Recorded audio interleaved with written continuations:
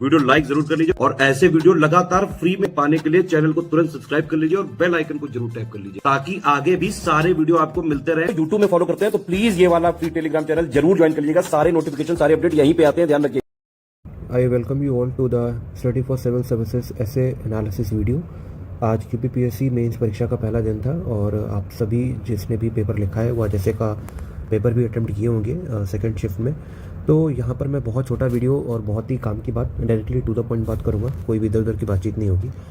मैं आपको सीधा ये बताऊंगा कि देखिए, हम हर साल एक पैन ईयर वाला एक पूरा ग्रुप चलाते हैं जहाँ पर सब कुछ होता है। मेंस की भी आंसर राइटिंग होती है, वो पूरा अलग पार्ट होता है, एक अलग मेंटोर से देखते हैं, ऐसे कोई एक अलग मेंटोर देखते हैं, ठीक है। यहाँ पर ऐसे मैं देखता हूँ और आपको मैं ये बहुत खुशी से बताना चाहूँगा कि इस बार जो 9 ऐसे आए हैं, हर बार ही हिट होता है, बट इस बार लकली लगभग सारे ही ऐसे हमारे 36 ऐसे हिट हो गए।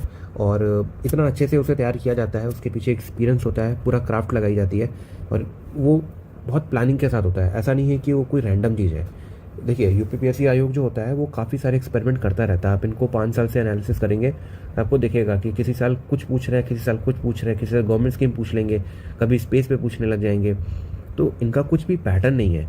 तो ऐसा नहीं है कि आप इनके पैटर्न को बहुत जल्दी पकड़ लेंगे। ब्रॉड पूछते हैं, आसान पूछते हैं, यूपीएससी जैसा नहीं पूछते हैं, लेकिन फिर भी इनके पैटर्न को पकड़ पाना वो बहुत एक चैलेंजिंग काम है। वो एक एक्सपीरियंस के साथ ही आता है और हम उस ग्रुप को इसीलिए रन करते हैं कि हमें मालूम होता है कि जो लोग लिख ले रहे हैं, जो लोग मेंस लिख ले रहे हैं, उनको ऐसे डिफरेंस कराना बहुत ज़रूरी होता है, क्योंकि एक बहुत कॉमन भ्रम होता है। हम सबको लगता है कि हम यदि जीएस का आंसर लिख ले रहे हैं तो हमें तो केवल जीएस का कंटेंट ही तो लिखना होता है। बट ऐसे जो होता है ना, उसका शाब्दिक अर्थ जो है, लिटरल मीनिंग हिंदी में, वो निबंध है। निबंध मतलब जो बंधा हुआ है, जिसमें एक प्रवाह है, तारतम्यता है, फ्लो है, लय है। और ये शब्द सिर्फ कहने मात्र के नहीं है। ये ग्रुप काफ़ी सारे लोगों को यहाँ पर ज्वाइन थे लोग, और कितने सारे लोगों को कितना फ़ायदा हुआ है वो जब इस ग्रुप को देखेंगे, इस वीडियो को देखेंगे, तो उस ग्रुप को समझेंगे कि हाँ, उस ग्रुप की क्या वैल्यू थी। और आज मैसेजेस आ रहे हैं, लोग समझ रहे हैं कि हाँ, वो ऐसे जो होता है ना, उसमें क्या क्या चीज़ें होती हैं, एग्जैक्टली कैसे लिखा जाता है, कि सब हेडिंग्स नहीं रखनी होती हैं, डायग्राम्स वगैरह नहीं बनाने होते हैं। कितनी चीज़ें हैं जो गलत कहीं से सीख ली, या बहुत टाइम से गलत चीज़ें कर रहे थे, पता ही नहीं था कैसे लिखा कैसे जाता है।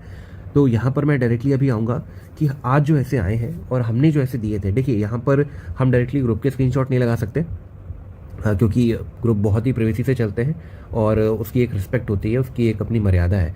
तो वहाँ वो चीज़ें मैं यहाँ नहीं लगा सकता। बट यदि जिसने भी ग्रुप ज्वाइन किया है, बहुत सारे लोग हैं, 100+ के ऊपर का नंबर था, तो वो यहाँ पर आके इसको कंफर्म कर सकते हैं कि मैं कोई अलग से यहाँ पर ऐसे नहीं लिख रहा हूँ। ये जो ऐसे लिखे हुए हैं, ये वही ऐसे हैं जो ग्रुप में दिए गए थे, ठीक है। तो पहला टॉपिक जो आज पूछा गया है वो ह्यूमन वैल्यूज़ एंड लिटरेचर पर है, ठीक है। और लिटरेचर आपका पहला थीम भी है, तो उस पर ही ऐसे आया हुआ है सेक्शन ए में। तो इस पर 3 ऐसे हैं जो डायरेक्टली हिट है। यदि 3 ऐसे ये लिखे गए हैं किसी के भी द्वारा, तो ये ऐसे लिखना बहुत ही आसान बात है। ह्यूमन वैल्यूज और लिटरेचर को जोड़ना है। और ऐसे 28 जो हमने दिया था वो था the soul of civilization lives in its literature and art. तो लिटरेचर और आर्ट को हमने सिविलाइजेशन से जोड़कर एक ऐसे बनाया है। और वो यदि आप अटेम्प्ट कर रहे हैं, यदि इसकी थीम जो भी ग्रुप में है वो कंफर्म करेंगे कि इतना अच्छे से समझाई गई थी कि इसका यदि केवल ब्लूप्रिंट ही किसी को याद होगा तो भी इस ऐसे को इतना आराम से लिख सकता है, क्योंकि ये तो बहुत ही ओपन एंडेड टॉपिक है। इसमें तो उन्होंने स्पेसिफिक कुछ पूछा भी नहीं है। बट फिर भी यदि इसको कोई पढ़ के गया है, ये ऐसे लिखा है, तो इसके लिए ऐसे लिखना बहुत ही आसान बात है। सिर्फ ऐसे 28 ही नहीं, ऐसे 29 भी देखिए आप। A compassionate society is built not by loss but by understanding and inclusion, ठीक है। ये डायरेक्टली ह्यूमन वैल्यू से जुड़ा हुआ टॉपिक है। When power replaces purpose politics loses its soul. अब ये पॉलिटिक्स कह सकते हैं आप, IR या पॉल साइंस से जुड़ा हुआ टॉपिक है, लेकिन ये डायरेक्टली ह्यूमन वैल्यू से इंस्पायर्ड है। तो आप 28-29 लिखे हैं तब तो डायरेक्टली हिट करेगा, लेकिन मान लेते हैं कि आप 28-29 नहीं भी लिखे हैं, आप 30 नंबर भी लिखे हैं ग्रुप में, तभी आप ऐसे आराम से लिख सकते थे। तो ये 3 ऐसे अपने आप में सफिशेंट है, ये 3 ऐसे अपने आप में पूरे हैं। यदि किसी ने इनका ब्लूप्रिंट बनाया है और ग्रुप में लोगों ने देखा है कि कैसे कोहेरेंस बिल्ड की जाती है, कैसे ऐसे को समझा जाता है, एग्जैक्टली वो जीएस से कितना दूर है और कितना अलग है, ये उन्हें समझ में आया है। सेम हम देखते हैं imagination of new women in India, A myth. तो अब पहला ऐसे देख लीजिए, the intersection of literature and culture exploring the influence of society. अब सोसाइटी का इंटीग्रल पार्ट होती है वुमेन, ठीक है। तो जैसे ही लिटरेचर और कल्चर आया, तो वहाँ पर आपका सोसाइटी के अंदर वुमेन भी आ गई है। सेकंड 20th ऐसे देख सकते हैं, identity is not generated it is constructed. ये जो ऐसे है डायरेक्टली वुमेन को सोच के ही बनाया गया है, ठीक है, कि identity is not generated, it is constructed, क्योंकि बहुत जगह पर आइडेंटिटी जो होती है वो प्री कंसीव्ड हो जाती है विमेन की कि वो तो यही कर रही है। बट यहाँ पर देखना पड़ेगा कि वो भाई ISRO के मिशन में भी जा रही है, वो नासा में भी है, वो हर जगह जा रही है, ठीक है। तो ये चीज़ बहुत इंपॉर्टेंट है। अगला वैसे देख सकते हैं the impact of youth participation in nation building. यहाँ पर तो हमारे इतने सारे ऐसे हिट कर रहे हैं, ठीक है। The impact of youth participation in nation building, nation building एक कीवर्ड है। अब democracy is only as strong as people who uphold it, ठीक है, ये डायरेक्टली नेशन बिल्डिंग से जुड़ा हुआ टॉपिक है। True national progress is measured by improved lives across town and villages, इसका डायरेक्टली मतलब डेवलपमेंट से है, इसका डायरेक्टली मतलब नेशन बिल्डिंग से है। तो यहाँ पर आपका यूथ पार्टिसिपेशन इसका इंटीग्रल पार्ट है। यदि आप ये लिख रहे हैं तो आप 100% यूथ पार्टिसिपेशन को एक्सप्लेन कर लेंगे। उसके बाद आप एग्रीटेक स्टार्टअप की बात करें तो यहाँ पर भी youth participation in terms of startups आ जाएगा, तो वो भी आप यहाँ पे लिख सकते हैं। Fourth, startup the future of India, बहुत ही ओपन एंडेड टॉपिक है, डायरेक्टली कीवर्ड पे सवाल पूछ लिया उन्होंने। स्टार्टअप से जुड़े हुए लगभग 2 से 3 ऐसे ग्रुप में डाले गए थे, जैसे एग्रीटेक स्टार्टअप हो गया, डिजिटल करेंसी हो गया, उसमें भी स्टार्टअप ही लिखेंगे आप, और क्या लिख के आएंगे। फिर financing the foundation of A developed India, तो यहाँ पर भी आपका लगभग स्टार्टअप या future of India, scope of अलग अलग स्कीम जो होती हैं उसके बारे में लिखना है। फिफ्थ टॉपिक है artificial intelligence possibilities and challenges, ये आज टॉपिक आया है।